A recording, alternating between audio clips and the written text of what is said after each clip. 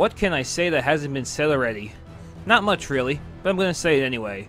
What's up, ladies and gentlemen, it's your friendly neighborhood ELT here, and yes, I know, this video is way past due. Here we are, over a month since the game's release, and I'm here today to review Marvel's Spider-Man, aka Spider-Man PS4, developed by Insomniac Games, and since it's been over a month since release, yes, there will be some minor spoilers in this review. First of all, let me start off by saying, wow, what a game. Ever since its announcement back at E3 2016, I had a gut feeling that we were in for something special, but I had no idea it was going to be this amount of epic proportions, living up to the hype, and then some. Wow, that might be the nicest thing you've ever said to me. Everything from the smooth gameplay, combat, web swing and traversal, story, and graphics makes this not only one of the best games of this generation, but in my opinion, the best superhero video game of all time. Sorry, Batman Arkham. Spider-Man PS4 features one of, if not the best Spider-Man stories to ever be in the mainstream. It is right up there with classics such as Sam Raimi's Spider-Man 2, but with the feel of a TV series like Spectacular Spider-Man. You'll find yourself wanting to get through the game's roughly 15 to 20 hour story, constantly on the edge of your seat to see what happens next, while putting off side missions for later. You'll laugh, you'll cry, you'll gasp, you'll have chills running down your spine. Trust me, it's a great ride.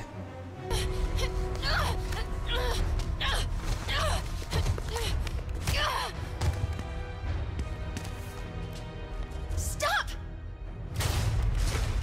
No. Hide!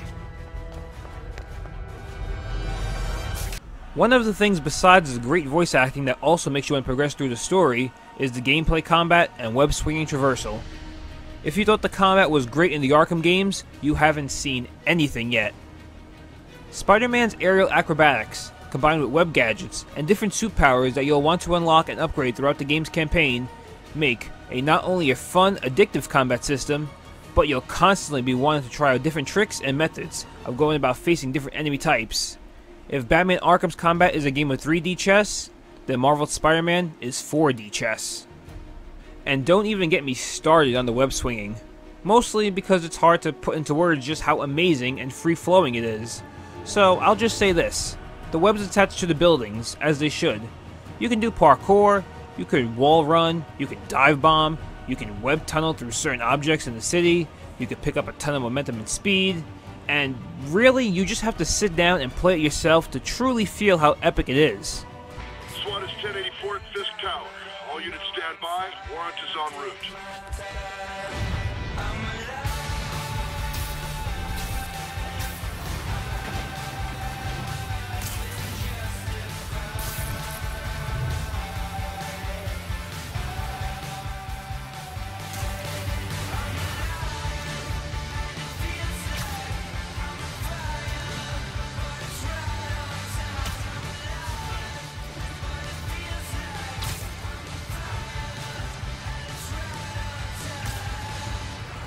It's basically everything you remember from games like Spider-Man 2, Ultimate Spider-Man, or Web of Shadows, but dialed up to 11. It is way better than those games.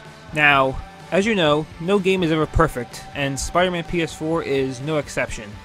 I do have some little nitpicks that I hope get addressed in future sequels. For example, I want more variety in Mary Jane and Miles Morales gameplay other than just stealth missions, but my biggest nitpick being lack of bosses within the side missions. Spider-Man has one of the best rogue galleries in comic book history, and it's a shame that we're only limited to Tombstone and Taskmaster for big bosses within side missions. Some might argue Screwball, but she really doesn't count as a boss in my book. Here's to hopefully seeing more bosses in side missions for future sequels, with the likes of Hammerhead, Lizard, Kraven the Hunter, Mysterio, and everyone's favorite, The Spot.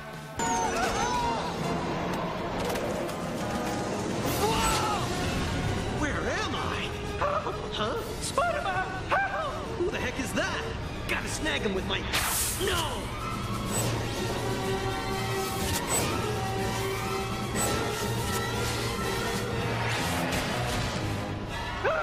Get these things off me! How did I get here?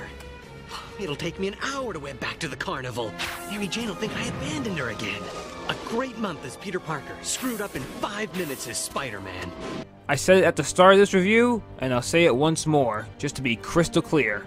Spider-Man PS4 is the best superhero game I've ever played. It earns that by not only making a fun Spider-Man simulator, but also giving love and attention to the man behind the mask. I'm right where I want to be, right where I should be. Almost sounds like it's more important than your other job. I've never heard you talk like that before. A lot can change in 6 months. Why did you ask me here, Pete? You know, just dinner between friends. Friends. Is that what we are? Maybe we could be, you know, if that's what you wanted. There's a lot of baggage here. Yeah, sure, but is that so bad? I mean, baggage can carry good things too, like money and keys, and raspberry lip balm. Do you remember why we broke up? This is a trick question, isn't it? Something that the Arkham series lacked. Combining and perfectly balancing the length between Spider-Man and Peter Parker gameplay, along with the emotional and well-acted cutscenes, makes this game an easy 10 out of 10 for the Spider-Man fanboy inside of me. However, putting the fanboyness aside, as your average gamer, I give Marvel's Spider-Man a solid 9 out of 10. It's an amazing game with a spectacular story and sensational gameplay, and I am positive if Insomniac can improve upon the side missions and fix some bugs that the game has, then the sequel will indeed be superior. This is your friendly neighborhood ELT, signing out. You know what, Herman? You have like 0 personality, but your suit is awesome. Can we talk design details? Maybe later. Spider-Man, Spider-Man does whatever a spider can, spins a web any size.